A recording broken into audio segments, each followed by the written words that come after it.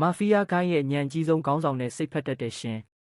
ပြီးတော့ကန်တရားကိုလက်ဖြားနဲ့လှည့်စားပစ်မဲ့ဖက်တီကြီးဆာကာမိုတိုတို့ရဲ့အကျဉ်းစားကာစီနိုလောင်းကစားဝိုင်းဒီအပိုင်းမှာတော့သွေးထွက်တန်ယိုတိုက်ပွဲတွေအပြင်ဆူလာဆိုတဲ့နောက်ွယ်ကကျိုးကင်သူကြီးရဲ့တဲလွန်စားတွေနဲ့ကြောက်စရာကောင်းတဲ့တေတံကြအကျဉ်းသားတွေအကြောင်းကိုပါမြင်တွေ့ရမဲ့ဆာကာမိုတိုတို့ရဲ့စီဇန်1စက်သိန်းပိုင်းကိုအခုပဲစတင်လိုက်ပါပြီအပိုင်း7အစမှာတော့ကာစီနိုယုံထဲရောက်နေတဲ့ရှင်းကသူတို့3ယောက်လူခွဲပြီးစော့ကြဖို့အကြံပေးလိုက်ပါတယ်သူတို့ရဲ့ပြိုင်ဘက်ဝူတောင်ကတော့လူရဲ့အဖေဖြစ်သူမာဖီးယားခေါင်းဆောင်ရဲ့ညာလက်ယုံအုံနောက်တစ်လုံးမှာရှင်းကဝူတောင်လို့ညံကြီးရှင်ကကန်တရားပေါ်မူတည်တဲ့လောင်းကစားကိုသူတို့ကိုလှုပ်ခိုင်းတာလုံးဝမဖြစ်နိုင်ဘူးလို့တတိထားမိနေပါတယ်ဝူတောင်ကလည်းခက်တီတီနဲ့အလောင်းကစားဆိုတာအုံနောက်သုံးပြီးတွက်ချက်အနိုင်ယူရတဲ့ဂိမ်းတစ်မျိုးပဲမင်းတို့လိုကြေးစားတွေနဲ့မတူပဲမာဖီးယားလောကမှာကန်တရားတစ်ခုတည်းကိုမိခိုပြီးနေထိုင်ဖို့ဆိုတာမလွယ်ကူဘူးလို့ပြောရင်းစက်တိုက်ကိုနိုင်နေပါတော့တယ်ဒါကိုမြင်တော့လူကငါစိတ်လှုပ်ရှားနေတော့ဒီကိစ္စကိုလက်မခံသင့်ခဲ့ဘူးလို့နောက်တရနေပါတယ်ဖက်တီးကြီးဆာကာမိုတိုကတော့ကြေးစားတွေလည်းအတူတူပဲကန်တရားကိုပဲအားကိုးနေတဲ့ကောင်တွေကအရင်ဆုံးတေးရတာပဲလို့ပြန်ပတ်လိုက်ပါတယ်ဝူတောင်စိတ်ထဲမှာတော့အရာအလုံးကိုယင်းပြီးတခင်မလေးလူကိုပြန်ခေါ်သွားမယ်လို့ခိုင်ခိုင်မာမာတွေးထားခဲ့တာပါရှင်းတယောက်ဖဲဝိုင်းတစ်ခုမှာဝင်ထိုင်လိုက်ပါတယ်စီးမြင့်တွေကိုမတိသေးပေမဲ့စမ်းကြည့်ရင်တီးသွားလိမ့်မယ်လို့တွေးထားတာပါဝိုင်းထဲကကတုံးတယောက်ကသူ့ကိုလူတစ်လေးပဲလို့အထင်သေးနေတယ်လို့နောက်တစ်ယောက်ကလည်းအချိန်ပိုင်းအလုတ်သမားလေးပါလားလို့တွေးနေပါတယ်အမျိုးသမီးကဆိုရင်သူ့စီကပါလာသမျှအကုန်ယူမဲလို့တောင်ကြိတ်တွေးနေတာပါဒါပေမဲ့သူတို့အတွေးတွေကိုရှင်းကအကုန်ကြားနေရပါတယ်ဖဲဝေတော့အကုန်လုံးလောင်းကြီးထက်နေကြပေမဲ့ရှင်းကဘာလို့ရမှန်းမသိဖြစ်နေပါတယ်အဲ့ဒီအချိန်လူရောက်လာပြီးစီးမြင့်တွေတီးပြီလားမတီးသေးတဲ့ပုံပဲနော်လို့လာစပါတယ်ရှင်းကလည်းဖုံးတွေအသိမ်းခံထားရလို့ရှာကြည့်လို့မရဘူးအဆက်လာမခွဲနဲ့လို့ပြန်အော်ရာကနေလူကငါကစားတာမှပိုကောင်းအောင်မယ်ဆိုပြီးနှစ်ယောက်သားရန်ဖြစ်ကြပါတော့တယ်ရန်ဖြစ်နေရင်ဖဲကက်ပြုတ်ကျသွားတော့ဘေးကလူတွေကကက်ကိုတီးသွားပြီးဖဲထုတ်ဖို့တောင်ကြံစီနေကြတာပါတဝိုင်းလုံးကရှင်းရှုံးမယ်လို့ထင်နေကြပေမဲ့ရှင်းကတော့စိတ်ဖက်တဲ့စွမ်းရည်နဲ့စက်တိုက်ကိုအနိုင်ယူနေပါတော့တယ်တစ်ဖက်မှာလည်းဖက်တီးကြီးကယူလက်ဝိုင်းကိုရွေးလိုက်ပြီးတပြားတည်းကိုအရေးပေါ်ချန်ကကျန်တာအကုန်လုံးကိုပုံအောလိုက်ပါတယ်ဒိုင်လုတ်သူကဝူတောင်ပြောတဲ့သူပဲစိတ်မကောင်းပေမဲ့ငါတို့ကဘောလုံးကိုထိန်းချုပ်နိုင်တယ်လို့တွေးပြီးဘောလုံးကိုလှည့်လိုက်ပါတယ်ဒါပေမဲ့ဘောလုံးကဒိုင်တက်မှတ်ထားတဲ့နေရာမှာရက်မဲ့အချိန်ကွက်တီမှာပဲဖက်တီးကြီးကသူ့လက်ထဲမှာခြံထားတဲ့ပတ်စံပြားလေးကိုသူ့လိုချင်တဲ့အကွက်စီကိုအချိန်နဲ့ပစ်ပေါက်လိုက်ပြီးဘောလုံးကိုဝင်သွားစေပါတယ်ကန်တရားကိုလက်ဖြားနဲ့ပြောင်းလဲပစ်လိုက်တာပါဝူတောင်ရဲ့တပည့်တွေကဖက်တီးတို့တဖြည်းဖြည်းငွေများလာပြီးဖြစ်ကြောင်းသတင်းပို့ပေမဲ့ဝူတောင်ကတော့လွတ်ထားလိုက်ဖို့ပြောပြီးတွက်ချက်ကကစားပွဲကိုနိုင်အောင်ယူနေပါတယ်။ဒီအချိန်မှာဝူတောင်ရဲ့အတိတ်ကိုပြန်မြင်အောင်လာပါတယ်။ဝူတောင်အသက်17နှစ်အရွယ်တုန်းကမာဖီးယားအဖွဲ့ထဲမှာအားနည်းလို့တခြားကလေးတွေရဲ့ဝိုင်းဝန်းအနိုင်ကျင့်တာကိုခံခဲ့ရပါတယ်။အဲ့ဒီအချိန်အသက်8နှစ်အရွယ်လူကဝင်လာပြီးကူညီပေးရာကနေသူတို့စတင်တွေ့ဆုံခဲ့တာပါလူကဘာလို့အနိုင်ကျင့်ခံနေတာလဲလို့မေးတော့ဝူတောင်ကပြန်တိုက်ခိုက်တာနီလန်ကောင်းမဟုတ်ဘူးအနိုင်ပေးလိုက်ပြီးနောက်မှဒီထက်များတဲ့ပမာဏကိုခန်းစားခိုင်းမလို့ပြန်ဖြေခဲ့ပါတယ်။အဲ့ဒီစကားကိုကြားတော့လူကဝမ်းသာတဲ့မျက်နှာလေးနဲ့နင်ကညံကောင်းမဲ့ပုံပဲနော်။ပပကပြောဘူးလေလူတိုင်းမှာလက်နက်တွေရှိတယ်။သူများနဲ့တူစရာမလိုဘူး။နေ့ရဲ့လက်နက်ကညံကောင်းတာပေါ့လို့ပြောလိုက်ပါတယ်။ဒီစကားလေးကဝူတောင်အတွက်ပထမဆုံးအကြိမ်အတိမတ်ပြုခံရခြင်းပါပဲ။သူဟာသူ့ပုံစံနဲ့သူနေထိုင်နိုင်ကြောင်းသိသွားပြီးတနေ့တခင်မလေးပေးမှရက်နေနိုင်ရမယ်လို့ဆုံးဖြတ်ခဲ့ပါတယ်။ဒါကြောင့်ပဲအဖွဲ့ထဲမှာအုံနောက်သုံးပြီးနေရရလာကတခင်မလေးကိုဒုက္ခပေးမဲ့သူတွေကိုရှင်းထုတ်ပေးခဲ့တာပါ။အချိန်2 နာရီကြာလို့ပြန်တွေ့ချိန်မှာတော့နှစ်ဖက်စလုံးနိုင်ထားတဲ့ငွေပမာဏကအတူတူပဲဖြစ်နေပါတယ်။ဝူတောင်ကထင်တာထက်တော်သားပဲလို့ချီးကျူးတော့ဖက်တီးကထွက်သွားလို့ရပြီလားလို့မေးပါတယ်ဝူတောင်ကအနိုင်ရှုံးမသိရသေးလို့မရသေးဘူးညင်းပါတယ်တပည့်တွေကတက်ပစ်ဖို့ပြောပေမဲ့ဝူတောင်ကတားလိုက်ပြီးဖက်တီးတို့ကိုပိုကာထက်စောဖို့ခေါ်ပါတယ်ဖက်တီးတို့ကမစော့တက်ဘူးပြောတော့လူကဝင်ပြီးဂျိုကာကစားနည်းကိုအကြံပြုလိုက်ပါတယ်ကစားပွဲမှာဖက်တီးတို့3ယောက်ရယ်ဝူတောင်နဲ့သူ့တပည့်2ယောက်ရယ်ထိုင်လိုက်ပါတယ်စီးမြင့်ကတော့ဂျိုကာရတဲ့သူကရှုံးမှာပါရှင်းကစိတ်ဖက်ပြီးဘသူစီဂျိုကာရှိလဲလိုက်ကြည့်တော့လူတယောက်ဂျိုကာရထားလို့မျက်ရည်တွေဝဲပြီးငိုနေတာကိုတွေးလိုက်ရပါတယ်ဝူတောင်ကလူကိုစိတ်ချမ်းသာအောင်လှုပ်ချင်တာနဲ့လူစီကဂျိုကာကိုတမင်ရွေးထုတ်ပေးလိုက်ပါတယ်။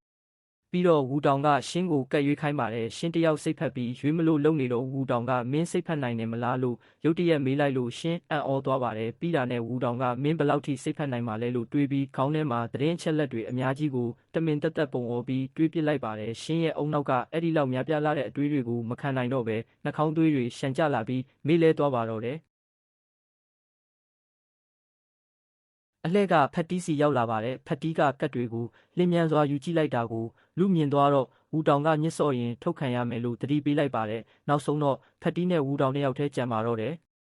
ဝူတောင်ကဖက်တီးရဲ့မျက်နှာကိုတေချာအကဲခတ်ပြီးသူအနိုင်ရမယ့်ကတ်ကိုဆွဲယူလိုက်ပါတယ်ဒါပေမဲ့ဖက်တီးကကတ်ကိုအလွယ်တကူမလွတ်ပေးပါဘူးဝူတောင်အတင်းဆွဲယူပေမဲ့မရပဲအားအများဆုံးသုံးလိုက်ရတဲ့အချိန်ကွက်တီမှာပဲဖက်တီးကကတ်ကိုလင်းမြန်စွာလဲပစ်လိုက်ပြီးရုတ်တရက်လွတ်ပေးလိုက်ပါတယ်ဝူတောင်တယောက်အချိန်လွန်ပြီးနောက်ပြန်လည်ကျသွားပါတော့တယ်ဖက်တီးကအနိုင်မဲဆိုပြီးထွက်သွားဖို့လုပ်ပါတယ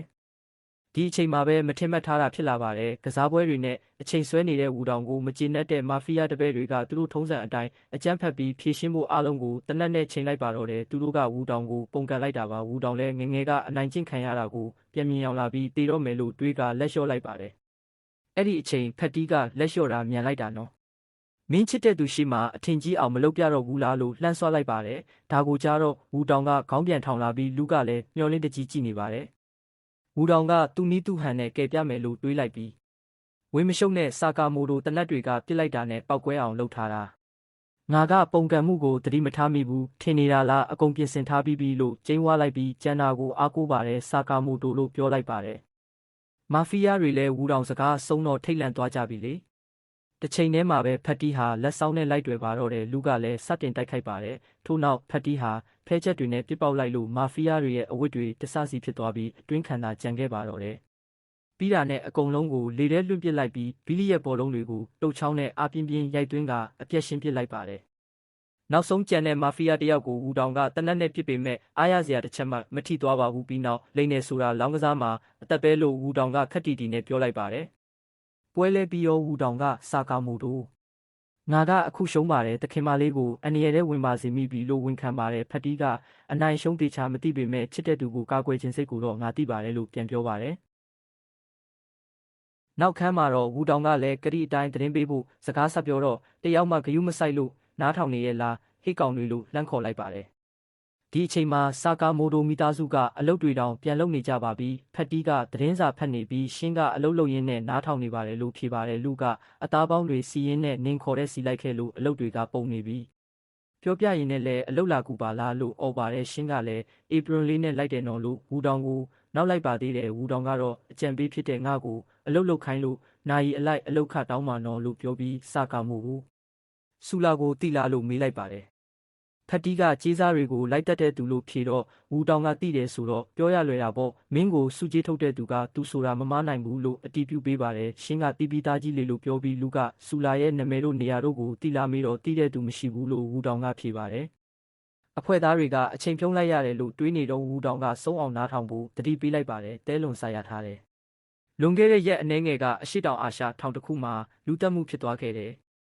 အသက်ခံရတာထိတ်တန်းကြေးစားတွေဖြစ်ပြီးတည်သွားတဲ့သူတွေအကုန်ကောင်းဖြတ်ခံရကနိုင်ငံမှာ S လို့ရေးထားခဲ့တယ်အခုနောက်ပိုင်းအလောင်းရောင်းဝယ်သူတွေပြောတာကဂျပန်မှာပုံမှန်မဟုတ်တဲ့အလောင်းတွေတွေ့လာရတယ်အရေးကုန်ဖြတ်ခံရတာရင်ဘတ်ဖောက်ခံရတာအသားလုံးပုံစံမျိုးတွေပေါ့အဲ့ဒါတွေကတည်သွားတဲ့ထောင်သားတချို့ရဲ့တက်နည်းတွေပဲအခုသူတို့ကတေးချင်အောင်ဆောင်ပြီးထောင်ဖောက်ကဂျပန်မှာလာပုံးနေကြတယ်လို့ထိတ်လန့်စရာသတင်းကိုပြောပြလိုက်ပါတယ်တစ်ချိန်တည်းမှာပဲလေစိတ်ကစားတောက်ဆိုင်တစ်ဆိုင်မှာထောင်ဖောက်လာတဲ့အဲ့ဒီတေတံကြအကျဉ်းသား၄ယောက်ထိုင်နေကြပါတယ်သူတို့ကိုတမင်ကောင်းစွန်းနဲ့လူကလာတွေ့ပြီးထိတ်ဆုံးမှာနာကုမိုနဲ့ဖက်တီတို့ပုံတွေပါတဲ့စာရွက်တွေပေးလိုက်ပါတယ်တမင်ကောင်းကသူတို့ကိုတက်ပေးစေခြင်းနဲ့ငါ့အဖွဲ့ကိုဒုက္ခပေးနေတဲ့ကောင်တွေမို့လို့ပြောပါတယ်အကျဉ်းသားတွေကဖက်တီရဲ့ပုံကိုကြည့်ပြီးအထင်သေးစွာလှောင်ရကြရင်ငါတို့ကဒီလိုဖက်တီစီမှာရှုံးစရာအကြောင်းမရှိဘူးလို့ပြောကြပါတယ်တမင်ကောင်းကအကုန်လုံးကိုရှုံးမတွက်ဖို့နဲ့တခုခုမှရင်အသက်ပါပျောက်သွားမယ်လို့တတိပေးပါတယ်ထို့စဉ်ကျင်းသားတွေကအားကြီးဆုံးလူကသူ့ရှိကခုံကိုလက်တစ်ဖက်ထဲနဲ့ကြေးမွားသွားအောင်လုံးချပစ်လိုက်ပြီးလူအကုန်လုံးအတွက်တလပဲအချိန်လိုတယ်တလကြာရင်နောက်စရင်တစ်ခုယူလာပေးလို့ပြောကခက်တီတီနဲ့ထွက်သွားပါတော့တယ်တမင်ကောင်းစိတ်ထဲမှာတော့တိုက်ပွဲရှုံးသွားတဲ့ငါကသူတို့ကိုပဲယုံကြည်ရတော့မှာပေါ့လို့တွေးလိုက်ပါတယ်ဒီဘက်မှာတော့ဝူတောင်ကရှေ့လျှောက်အနေရများလို့တခင်မလေးကိုပြန်ခေါ်ခြင်းကြောင်းပြောပါတယ်ဖက်တီကအဲ့ဒါဆိုသူတို့ကိုတွေ့ရင်ဆူလာကိုပါရှာတွေ့မှာပေါ့လို့တွေးလိုက်ပါတယ်ရှင်းက JA ထက်ဦးအောင်ရှာရမယ်လို့ပြောတယ်လို့လူကလည်းဆန်လိုက်ပါသမားဟေးဆက်ကဲကိုအကူအညီတောင်းရမယ်လို့ပြောပါတယ်ဝူတောင်ကအလေးနဲ့ထားပြီးငါပြောတာနားထောင်နေရဲ့လားသူတို့ကကြေးစားတွေမာဖီးယားတွေနဲ့မတူတဲ့မိစ္ဆာတွေနော်လို့တတိပေးပေမဲ့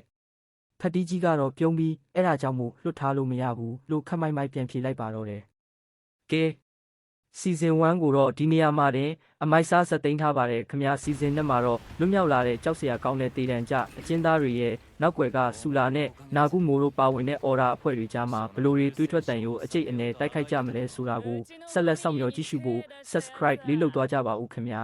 ぶち殺す。